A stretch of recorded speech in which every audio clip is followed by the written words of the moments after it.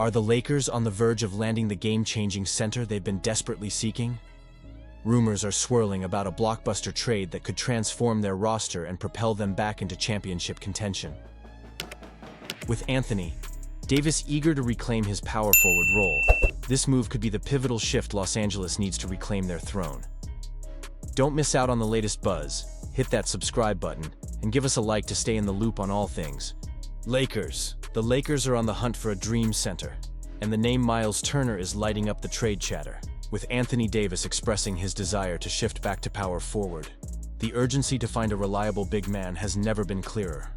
Turner, the 28-year-old center from the Indiana Pacers, checks all the boxes for what the Lakers need right now. His current contract situation makes him a prime target, and it's a tantalizing opportunity for Los Angeles to snag a player who could really elevate the team. Imagine this trade. The Lakers send Rui Hachimura, Christian Wood, a top 10 protected 2029 first-round pick, and a 2025 second-round pick to Indiana for Turner. It's a win-win scenario, right?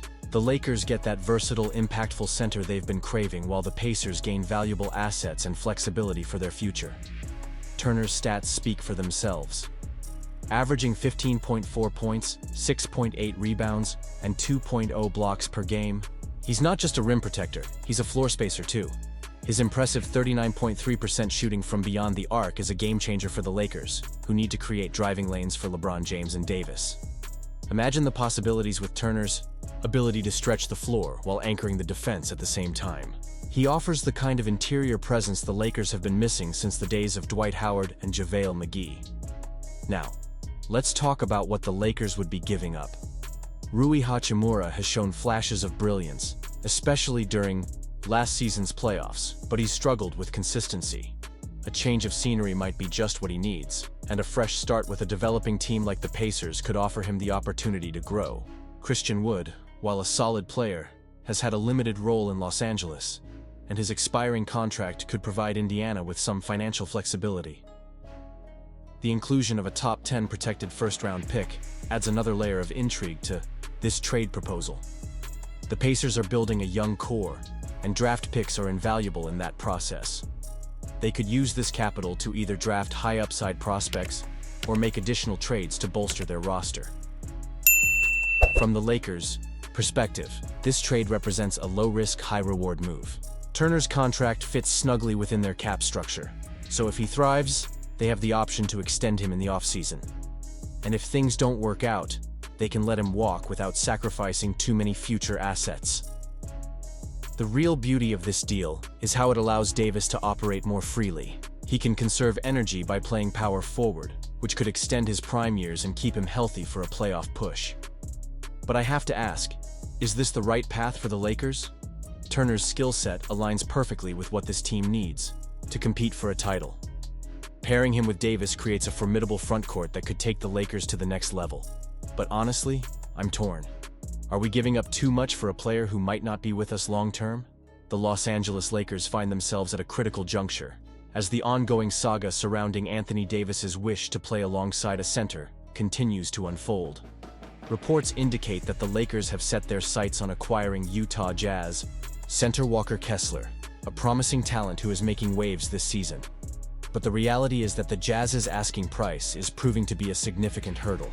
Shams Charania of ESPN has stated that the Lakers have repeatedly failed to meet Utah's steep demands, which reportedly include at least 2 first-round picks. With the Lakers only having their 2029 and 2031 picks available, this presents a challenging situation for Rob Pelinka and the front office. What makes this even more compelling is the public nature of Davis's desire. He's been vocal about needing another big man, a sentiment he reiterated in a recent interview. Davis feels he operates best when playing the power forward position, with a traditional center alongside him. Reflecting on the 2020 championship run, he pointed out how impactful it was to have players like JaVale McGee and Dwight Howard anchoring the paint while he roamed the court at the 4. Those words carry weight, especially considering his impressive performance during that season, where he was in the mix for MVP and Defensive Player of the Year honors. The pressure is now squarely on Pelinka. It's one thing to explore trades, but it's another to pull the trigger on a significant deal that could reshape the team's future. Former Warriors general manager Bob Myers highlighted the difficulty of making such trades in today's climate, noting that once a first-round pick is gone, it's a one-shot deal. This reality weighs heavily on any decision, especially when you consider the long-term implications for a franchise that prides itself on championship aspirations. Davis has made it clear that this is not just a passing thought. He's been expressing this wish since joining the Lakers. The fact that he's gone public adds another layer of urgency. It brings to light the frustrations of a superstar who wants to maximize his impact on the court. And as fans, we have to ask ourselves, are the Lakers doing enough to support a player of Davis's caliber? Kessler's stats are hard to ignore, averaging 11.3 points, 11.4 rebounds, and 2.4 blocks per game. He's not just a role player, he's emerging as a key contributor for the Jazz. It raises the question, is it worth sacrificing the future for a player who could provide the balance Davis craves? I'm torn here. On one hand, bringing in Kessler could elevate the Lakers' chances of making a serious playoff push. On the other, parting with those future picks could leave the team vulnerable down the road.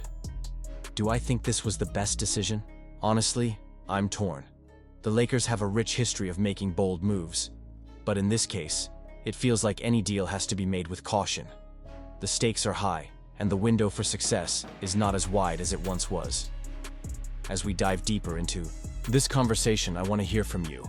What do you think about the Lakers' pursuit of Walker Kessler? Should they be willing to part with their future picks for a player who could complement Davis? I want to know your thoughts, so let's get the conversation going down below. Don't forget to like, share, and subscribe to this channel for all the latest updates on the Lakers. And make sure to activate that notification bell so you never miss a moment of the action. The decisions being made right now could shape the future of this franchise for years to come. And as passionate fans, we need to stay engaged and involved in this journey together.